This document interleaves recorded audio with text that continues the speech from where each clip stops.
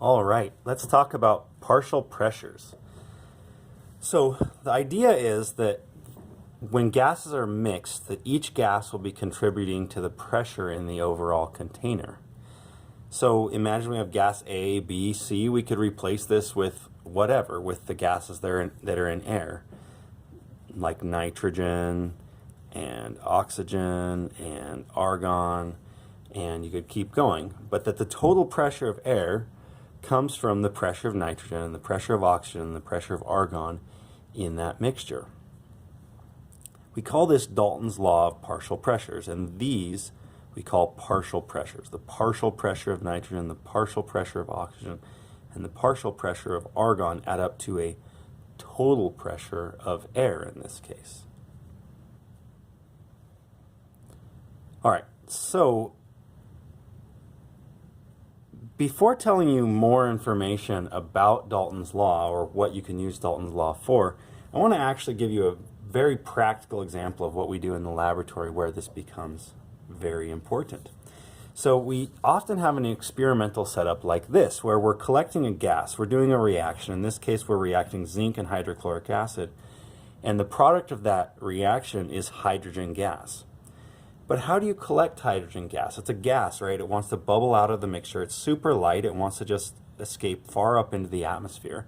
So what we do is we stop it and we put a glass tube in it or a plastic tube, it doesn't really matter, and we bubble that gas down into a chamber that's full of water. And then what happens is if that bubbles in, then as it fills up with gas, it forces the water out the opening and we'll have a chamber of just hydrogen gas above water. Here's the problem though. In here is two things, the hydrogen gas, but also water vapor. So there's also water in the gaseous state in there as well. The vast majority of it is hydrogen gas, but there's enough water that we have to pay attention to that. And this setup isn't bad. It actually works fine. It's easy to pay attention to that water vapor because we've known about this for a long time and we've been collecting data on how much water vapor is in the mixture at different temperatures.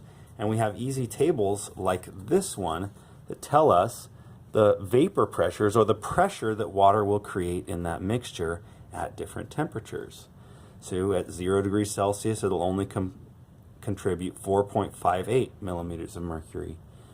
At 5 degrees, it'll be 6.54, etc. At 50 degrees, it'll be 92.6. And an example we're going to do right now, that's what we're going to care about. At 50 degrees Celsius, it'll be 92.6 millimeters of mercury. And at each temperature, so on until you get to 100 degrees Celsius where it boils because the partial pressure of water has now equaled the outside atmospheric pressure. So let's go ahead and do an example before we forget how this works. Imagine that we're collecting hydrogen gas over water. So it's in the same setup. We're collecting hydrogen gas over water in a 10-liter container at 328 degrees Kelvin. So 323 Kelvin is 50 degrees Celsius. So that's where the partial pressure is equal to 92.6. The pressure of the water vapor is equal to 92.6 millimeters mercury, or torr. Means the same thing. Torr, capital T. Torr is the same unit as millimeters mercury. So the question is, if that many moles of hydrogen gas go into the container, into the 10-liter container at 323 Kelvin, what's the pressure? Keeping in mind that water is going to be contributing this much additional pressure. So we're going to use the ideal gas law for this. We're going to say PV equals nRT, and we're going to calculate the pressure of the hydrogen gas as pressure equals nRT over V.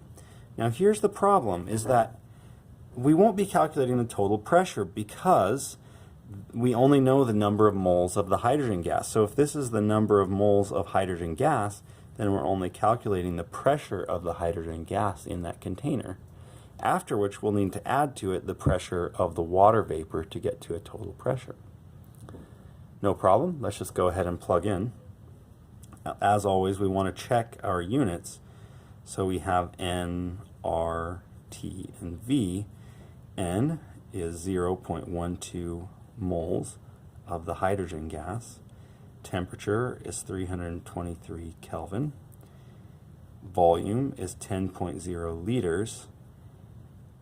And R is 0.08206 liter atmospheres per mole Kelvin. We could just go ahead and plug this in, and that would be fine. In fact, I will go ahead and plug it in. There is another option. You can look up R in different units, and there is an option for plugging in R as 62.39 liters torr per mole Kelvin. 62.3 liters torr per mole Kelvin, which would then be in the units that you want to add up here. So we're going to add an extra step because we're not going to use that, but you can if you want. So we'll go ahead and we'll plug that all in, equals number of moles, 0.12 moles, times R, 0.08206 liters atmosphere per mole Kelvin, times the temperature, 323 Kelvin, divided by the volume of 10.0 liters. Plug that all in, and we will get out 0.3181 atmospheres. Let's go to 2 sig figs because of that one right there. And we can then convert. 1 atmosphere is 760 torr, and that would give us 241.8 millimeters of mercury, or torr. Same thing, same unit. All right, still good to 2 sig figs. So now, to get the total pressure of gases in the mixture, we have to add the pressure of hydrogen and the pressure of the water vapor that's in the mixture. So 241.8 torr plus what we looked up on the table, 92.6 torr for water vapor, will give us a total of 330 torr, or millimeters mercury, for our total pressure. Because that much comes from the hydrogen gas, the water vapor will be contributing that much. So that's how you might do an example. You can do it other ways. If you knew the total pressure and knew the water vapor pressure, you could subtract and get the pressure of the hydrogen gas. A lot of times we do it that, and then we'll do a stoichiometry problem with that. So what are some other things you can do with this? It's not just this equation that you can use where you add the pressures together, but you can do a lot of things. One of them we've already seen. So here's some additional implications. So you can use the ideal gas law itself, but solve for an individual gas's pressure in the mixture by using that individual gas's number of moles. You could also make a really interesting relationship ratio thing. This stands for the mole fraction. That's the Greek letter chi. And what we're saying is that the number of moles of gas A in a mixture divided by the number of moles total is the mole fraction. So it's like a percentage. It's the part over the total, just not times 100. Obviously we knew that. That's how you calculate a mole fraction. You take the part, you divided it by the total. But what's interesting is that that ratio, the number of moles of the part over the number of moles total, is equal to the pressure of one gas over the total pressure. So it doesn't matter whether we know the mole ratio or the pressure ratio, it works the same way, and we can use one for the other and the other for the other. And if we know that ratio, we can plug it in to an equation and solve for the pressure of gas A by multiplying the mole fraction by the total. And this mole fraction here is just that there. So we've multiplied both sides by pressure total in this equation to get this new equation. All right, so what do I mean by that? Well, it's really, really, really simple, actually. This looks all complicated with these new Greek letters chi and pressure ratios and things like that. But what we're saying is actually really simple, is that let's say in air, as we previously discussed, air is made of nitrogen, gas, oxygen gas, argon gas, and a little bit of some other trace gases. And we know that nitrogen is 78% of the mixture, and oxygen is 21% of the mixture, and the argon and the other gases together make up 1% of the mixture. So this is 78%, air is 78% nitrogen. We can use this as a pressure ratio, 0.78, could be equal to that chi of A. In other words, we're saying that's the mole fraction, that's the ratio of moles of gas, but that could also be the pressure ratio, the 0.78 atmospheres of nitrogen to one atmosphere for the total of all other gases. And essentially you can just plug that ratio into this equation. So if you want to know the pressure of nitrogen gas, you just have to say, well, 0.78 times whatever the total pressure in the mixture of gases is, in the mixture of air. So whether it was compressed or not, if it was air at room temperature, or sorry, at sea level, at normal temperature, then you would just multiply 0.78, which is the mole fraction, times the total pressure at sea level, which is 1 atmosphere at normal temperature. So you would get, well, at sea level, the partial pressure of nitrogen is equal to 0.78 atmospheres. The pressure of nitrogen is that many atmospheres, because that's what fraction of the mixture it makes up. That's all we're really saying here. It doesn't have to be some complicated thing. We're just saying that it doesn't matter whether you're dealing with mole ratio or pressure ratio. They're all the same number. You can use that percentage of gases in a mixture just to simply find how much of the pressure is that one gas, or vice versa. So let's do one more problem where we'll apply something from Dalton's law to a specific problem. So this says, find the partial pressure of neon in a mixture of neon and xenon with a total pressure of 3.9 atmospheres, volume of 8.79 liters, and temperature of 598 Kelvin, and 0.17 moles of xenon. So a lot of times with this, it really helps to sketch a picture of what we're talking about so that we can just begin getting started. So we have some kind of a container here that has gas particles in it bouncing around. And the two gases that are in there are xenon, which is a noble gas, and neon, which is also a noble gas. So we know some information about this. We know that the pressure, the total pressure, P total in here, is 3.9 atmospheres.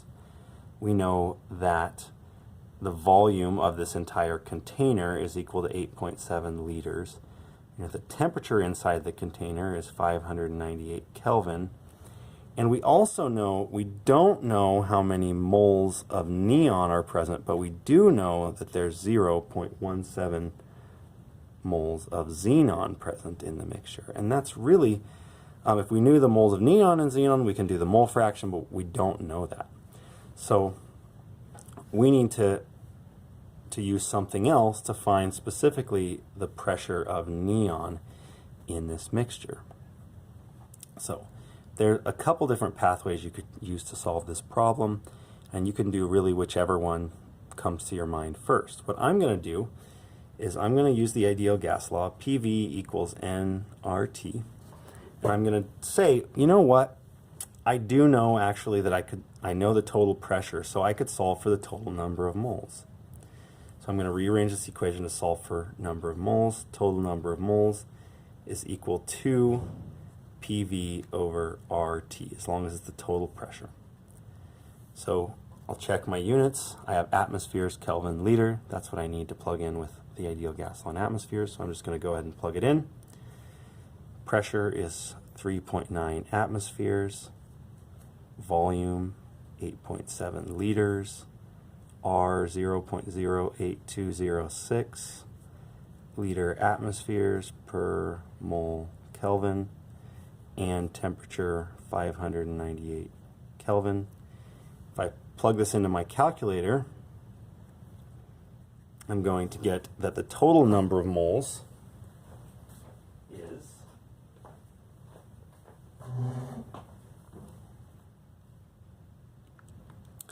I'm plugging it in my calculator right now. 3.9 times 8.7 divided by 0.08206 divided by 598 is equal to 0.6914 moles total.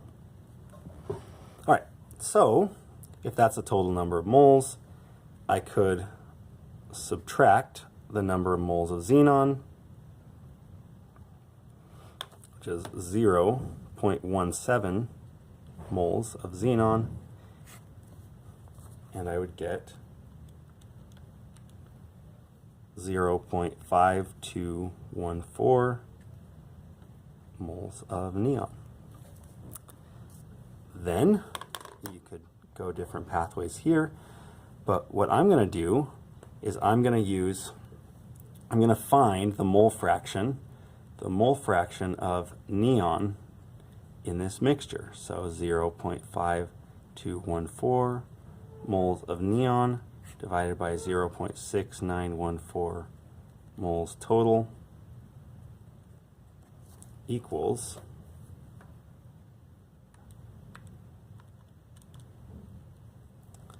0.752, and that's like the same thing as saying 75%, so it's like 3/4 of the mixture.